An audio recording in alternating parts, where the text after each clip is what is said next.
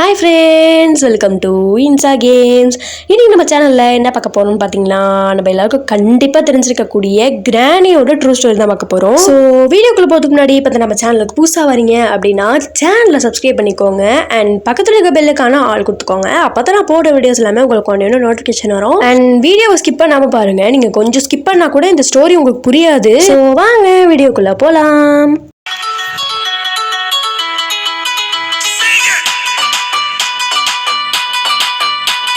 இதுக்கு முன்னாடி நம்ம சேனலில் கிராணியை பற்றி கொஞ்சம் ஷார்ட்ஸ் போட்டிருப்போம். பட் அந்த ஸ்டோரிக்கும் இந்த ஸ்டோரிக்கும் சம்மந்தமே இருக்காது. ஏன் அப்படின்னா அந்த ஸ்டோரி வந்து பார்த்தீங்கன்னா கேமோட ஸ்டோரி, பட் இந்த ஸ்டோரி வந்து பார்த்தீங்கன்னா ட்ரூ ஸ்டோரி. ஓகே, வாங்க ஸ்டோரிக்குள்ளே போகலாம். இப்போ நீங்கள் ஸ்க்ரீனில் பார்த்துக்கிட்டு இருக்கவங்க தான் ரியல் லைஃப் கிராணி. இவங்க நேம் வந்து பார்த்தீங்கன்னா டமாரா சம்சோனோவா. இவங்க ரஷ்யாவில் தான் வாழ்ந்து வந்துட்டு இருக்காங்க. இவங்க தான் ரஷ்யாலேயே மிகப்பெரிய சீரியல் கில்லர்னு சொல்கிறாங்க. இவங்க எப்படி சீரியல் கில்லர் ஆனாங்க அப்படின்றது ஸ்டோரியில் பார்க்கலாம். இவங்க வந்து பார்த்தீங்கன்னா சின்ன வயசுலாம் நார்மலாக தான் இருக்காங்க. ஸ்கூல் முடிச்சுட்டு காலேஜ் முடிச்சுட்டு நல்ல ஜாப்லேயும் இருக்காங்க.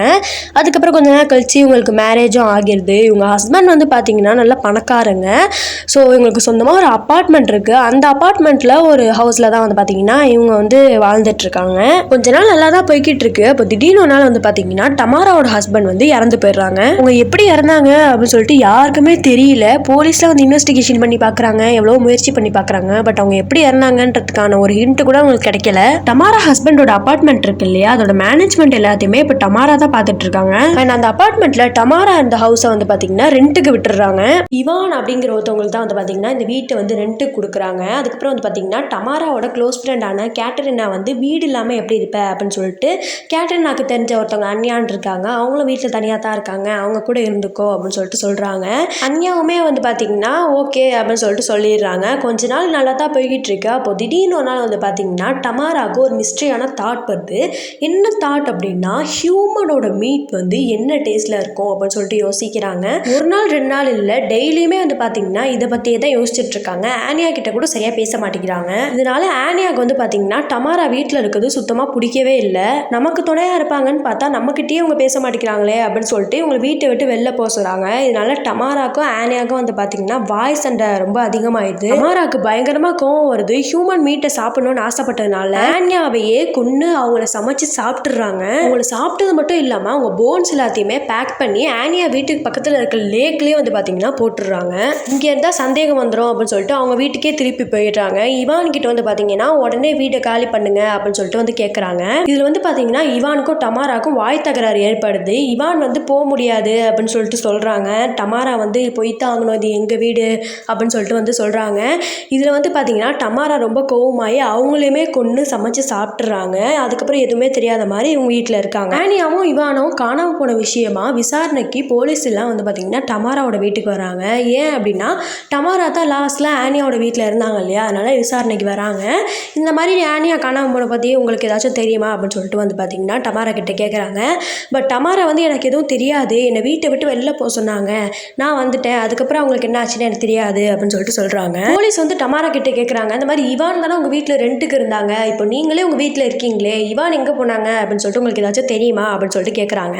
வந்து டமாரா சொல்கிறாங்க, இந்த மாதிரி ஆனியா என்னை வீட்டு விட்டு போக சொன்னதுக்கப்புறமா என்னோட வீடு இது தானே, அதனால் இவான்கிட்ட போய் இந்த மாதிரி வீடு காலி பண்ணுங்கன்னு சொன்னேன், அவங்களும் காலி பண்ணிட்டு போயிட்டாங்க, அதுக்கப்புறம் அவங்க எங்கே போனாங்க என்னாச்சுலாம் எனக்கு தெரியாது அப்படின்னு சொல்லிட்டு வந்து பார்த்தீங்கன்னா சொல்கிறாங்க. இவங்க ஆனியாவோட மீட்டையும் இவானோட மீட்டையும் சாப்பிட்டாங்க இல்லையா, அந்த டேஸ்ட் வந்து பார்த்தீங்கன்னா இவங்களுக்கு ரொம்பவே பிடிச்சிருக்கு. இப்போ வந்து பார்த்தீங்கன்னா அவங்க வீட்டில் தனியாக தான் இருக்காங்க, எத்தனை பேர் வேணாலும் கொலை பண்ணி சாப்பிட்லாம், அவங்களுக்கு தெரியாத மாதிரி பண்ணிடுவோம் அப்படின்னு சொல்லிட்டு இவங்களுக்கு போர் அடிக்கும் போதெல்லாம் என்ன பண்ணுறாங்க அப்படின்னா அவங்க அப்பார்ட்மெண்ட்டில் தங்கி இருக்க சின்ன குழந்தைங்க பெரியவங்களுக்கு ஒன்றா கண்டுபிடிச்சிருவாங்க அப்படிங்கிறதுக்காக அப்பார்ட்மெண்ட்டில் உள்ள சின்ன குழந்தைங்கள்ட்டலாம் போய் நீ பார்க்க என் பேரை மாதிரியே இருக்க, பாட்டி உனக்காக சமைச்சு வச்சுருக்கேன், வந்து சாப்பிட்டு போ அப்படின்னு சொல்லிட்டு சொல்கிறாங்க.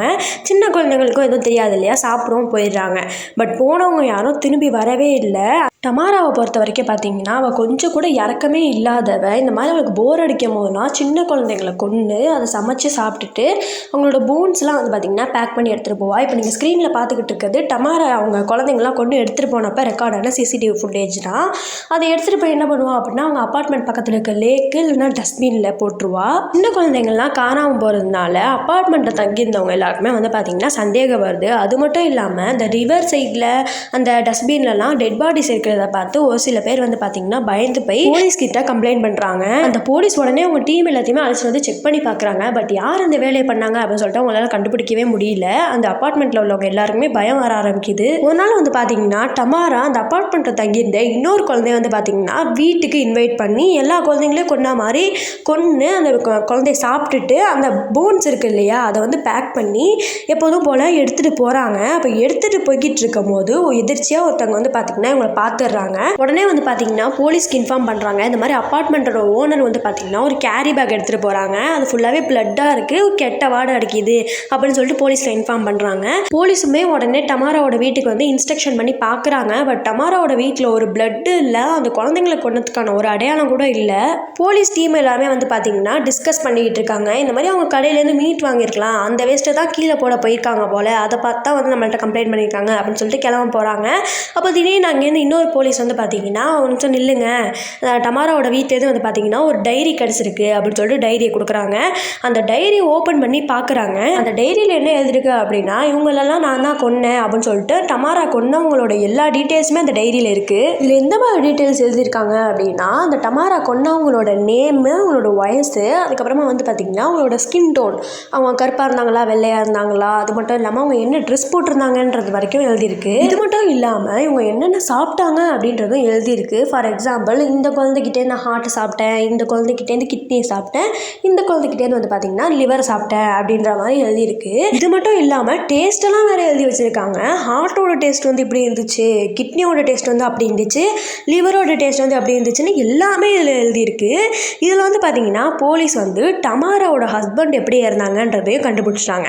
எப்படி அப்படின்னா அந்த டைரியில் தான் எழுதியிருக்கு என் ஹஸ்பண்டையும் நான் தான் கொன்னேன் அப்படின்ற மாதிரி எழுதியிருக்கு. இவங்க ஃபஸ்ட்டு இவங்க ஹஸ்பண்டை தான் கொண்டு இருக்காங்க. கொன்னது மட்டும் இல்லாமல் இவங்க ஹஸ்பண்டோட பாடியிலேருந்து கொஞ்சம் மீட் எடுத்து சாப்பிட்டு பார்த்துருக்காங்க. அந்த டேஸ்ட் அவங்களுக்கு ரொம்பவே பிடிச்சிருக்கு. இவங்க மனுஷக்கறி சாப்பிட்றதுல ரொம்பவே அடிக்ட் ஆகிடுறாங்க. இவங்களால ஒரு நாள் கூட சாப்பிடாம இருக்கவே முடியல. இதனால தான் டெய்லி ஒவ்வொருத்தங்களையும் கொண்டு சாப்பிட்டுட்டு இருந்திருக்காங்க. போலீஸ் வந்து டமாரா கிட்ட வந்து விசாரிக்கிறாங்க. இந்த மாதிரி அப்பார்ட்மெண்ட்டில் உள்ள சின்ன குழந்தைங்களாம் நீங்கள் கொண்டு சாப்பிட்டீங்களா அப்படின்னு சொல்லிட்டு கேட்குறாங்க. அதுக்கு டமாரா வந்து ஃபஸ்ட்டு ஒத்துக்கவே மாட்டேங்கிறாங்க. இல்லை கண்டிப்பாக நான்லாம் பண்ணவே இல்லை, நான் ஏன் அப்படி பண்ண போகிறேன் அப்படின்னு சொல்லிட்டு சொல்கிறாங்க. அதுக்கப்புறமா வந்து ப்ரூஃப் எல்லாத்தையும் காமிச்சதுக்கப்புறமா வேறு வழி இல்லாமல் ஒத்துக்கிட்டுறாங்க. அதுக்கப்புறம் போலீஸ் இவங்களை அரெஸ்ட் பண்ணிட்டு ஜெயிலில் போட்டுடுறாங்க. இவங்க இப்போ இருக்காங்களான்ற கேள்வி நம்ம எல்லாருக்குமே இருக்கும். இவங்க இறந்தெல்லாம் போகலை, இப்பயுமே இவங்க ஜெயிலில் தான் இருக்காங்க. இவங்களுக்கு சரியாக 68 ஏஜ் இருக்கும். இவங்க இன்னுமே ஜெயிலேருந்து ரிலீஸ் ஆகவே இல்லை. இன்கேஸ் இவங்க ஜெயிலேருந்து ரிலீஸ் ஆனாலுமே திரும்பவும் எல்லாருமே கொன்று சாப்பிட ஆரம்பிச்சிருவாங்க. இதனால இவங்க ஜெயிலே இருக்கிறது தான் சேஃப்ன்றதுனால தான் யாருமே ரிலீஸ் பண்ணல. அண்ட் இதுதான் கிராண்டியோட ட்ரூ ஸ்டோரி, அதாவது டமாரா சம்சோனோவாவோட ட்ரூ ஸ்டோரி. அண்ட் உங்கள் எல்லாருக்கும் இந்த வீடியோ பிடிச்சிருக்கோன்னு நினைக்கிறேன். பிடிச்சிருந்தா வீடியோக்கு ஒரு லைக் பண்ணுங்கள் அண்ட் உங்கள் ஃப்ரெண்ட்ஸுக்கு ஷேர் பண்ணுங்கள். இதே மாதிரி நிறைய வீடியோஸ்க்கு சேனலை சப்ஸ்கிரைப் பண்ணிக்கோங்க அண்ட் பக்கத்தில் இருக்க பெல்லைக்கான ஆல் கொடுத்துக்கோங்க. அப்போ தான் நான் போகிற வீடியோஸ் எல்லாமே உங்களுக்கு உடனே நோட்டிஃபிகேஷன் வரும். பை ஃப்ரெண்ட்ஸ், தேங்க்ஸ் ஃபார் வாட்சிங். இன்னொரு நல்ல வீடியோவில் சந்திக்கலாம். பாய்.